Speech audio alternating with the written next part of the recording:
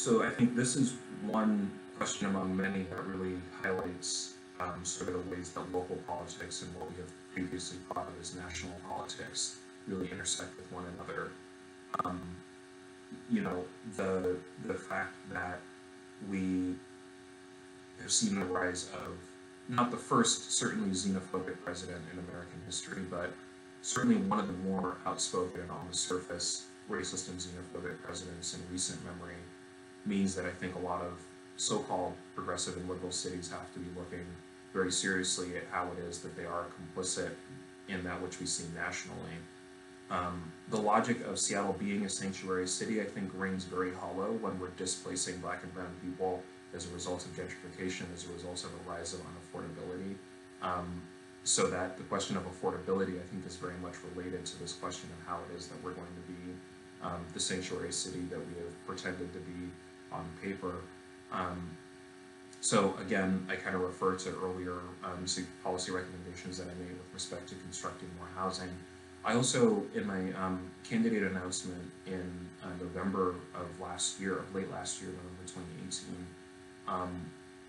called or asked what it would take to actually build a political will so that undocumented students, international students, have the ability to vote and participate in local elections. That's not something that we can directly do anything about legislatively at the city level, but it is something that we can have leaders talk about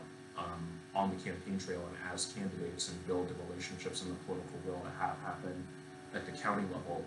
King County would not be unique in enacting such a measure. College Park, a suburb of Baltimore, actually did this. The measure was eventually repealed, but not because of anything inherent to the legislation itself. There was some internal mechanics with respect to how the election for this initiative to get undocumented students or undocumented folks to be able to vote was sort of awry and non-compliance, but the actual premise itself had passed and was on the way to becoming law in Maryland. And I think if they can do it there, we can do it here. Yeah, I also think about the fact that you know, you know, there's so many weeks out of the year in summers here where we're used to seeing sort of smoke, you know, blot out the sky in August and July, and that is really something that is affecting mostly houseless folks, migrant workers that might be here, people that don't have the luxury, as Mayor Durkin urged working people to do on these smoky days, to simply stay inside. And so the fact that we have 24 neighborhood centers around the city that were not used at that, have not been used at any point in the last 2 or 3 years since we've seen more of the smoke to distribute N95 masks, is something that I think we need to be doing, knowing in particular that that's going to be a measure that benefits people who are disproportionately Black and especially brown and migrant workers and immigrant folks. I think that's something that we need to be doing as well. So again, I want to sort of reiterate that more than any individual policy recommendation or suggestion,